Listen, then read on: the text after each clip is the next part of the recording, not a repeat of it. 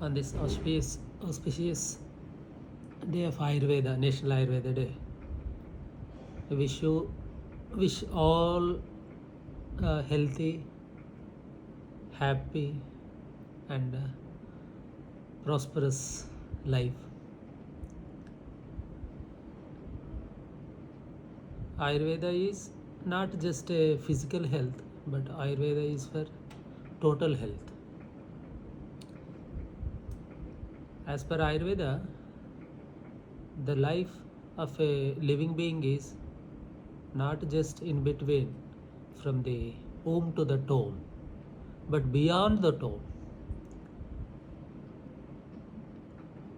Because Ayurveda says, Dharmartha Kama Moksha Nam Arogyam Moolam Uttamam Rogas Tasyapa Hartaraha Shreyaso Jivitasya Cha. As per Ayurveda, Jivita, that is, life is not just a physical, otherwise enjoying life, but it is Shreyo life, Shreyasa Jivitasya Cha, Shreyasa. And it is that's why I told it is not just prayers, the worldly things only, but it is related to our Shreyas. And these diseases are causing hampering to achieve that Shreyodayaka life. And Ayurveda is trying to alleviate these diseases, eradicate these diseases, not only just for physical sukha, but it is for the Shreyodayaka Jivita. So, and this concept can be seen at every level of Ayurvedic thought. Whether it is come to Swasthya Rakshanam, how it can be done, it is by the Sadhurutta. And deviation from the Sadhurutta is causing many ailments. And remaining whatever the disease conditions are there, like in Prameha, otherwise any even Shalyatantra related diseases, whatever the physical treatment, there they told, depending upon the doshas involved, dhatus involved, srotas involved. And in order to cure from those diseases, even though after going for the whatever the vitiated doshas are there, to bring back them, later we have to do Sadhurutta Anacharana. Otherwise, that if that Acharana is not there, there cannot be any health. Even health, if we say, it is not just physical health, but because Ayu itself is defined, Hitahitam, Sukham, Dukkham, 4 types of. It is not just Sukha, but Hitakara. Hitakara Ayu should be there. And even when in Charaka Samhita, when Acharya says,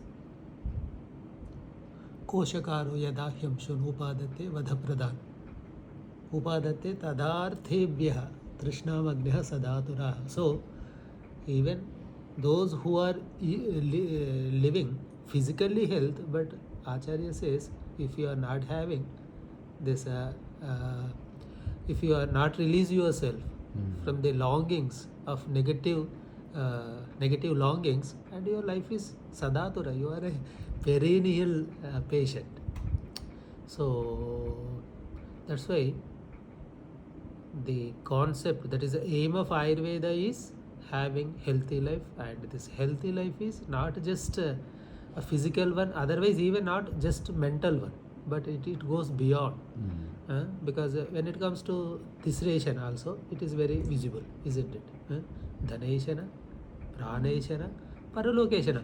Here the concept is very beautiful. We never denied physical comfort. It is not like that, like you leave everything and go somewhere and live in without in cold atmosphere, otherwise hot atmosphere. It is not that way. Dhaneshana, Praneshana, and Paralokeshana. So it is a very beautiful. When you are living on the earth, live completely, whatever available, and there the Sadhurta comes. What are to be done, what not to be done, with the body, mind, and vak. Trikaranas are there. So Ayurveda there, these Trikaranas, that combination, and they are working in harmoniously with each one. There is no negation. Never says you. They are not contradictory to each one, but they are going with each one hand by hand. So The concept is like total health and one health. This year's Ayurvedic concept is one health for all, and it can be achieved only through the concept of Ayurveda, because neither even those treatment modalities which are beyond the scope of dosha dhatu mala theory, they are classified under daiva vipasya chikitsa. But Ayurveda acharyas never told that they are not coming under the dosha dhatu mala theory, that's why they are unscientific and don't adopt to them. It is not like that, but they adopted and they know. Because Shastra itself is having its own limitations, because it is having some vision and vision, otherwise objectives are there. And but being a human being, our buddhi goes beyond that one. For Shastra purpose, we may be having some rules and regulations, our basic principles, we may be working on that one. But there are many things which are beyond those principles, and we should be able to adapt ourselves to those principles also. Whether it is Jyotisha, yes, it is part of Ayurveda. Whether it is Tantra, it is part of Ayurveda. When it comes to even pharmacy also, there are many medical preparations which are beyond these theories. Like Pumsavana karma, how we can explain on dosha dhatu mala theory? It is not possible. It goes beyond that one. And even when their acharya says Pumsavana karma, again their karma phala is also acharya says there. Though acharya is saying many things, in the limitations of dosha dhatu mala theory, he also there accepts there are many things beyond that one. And being a holistic human being, it is your duty to adapt to yourself and accept those which are needed. So a person can be Ayurvedic professional, and the same person can be also expert in other things also. There only that integration can be possible. So our concepts are towards one health and one world, one being. What I say, Brahman is nothing but one being. So we are not limited. Our acharyas are aptas, they are maharshis.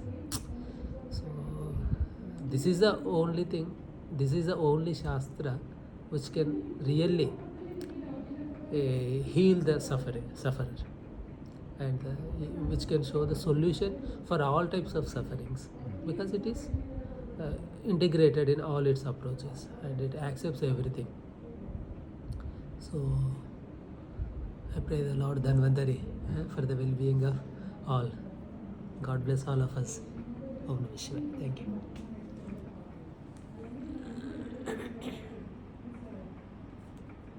Sir, beautiful, sir.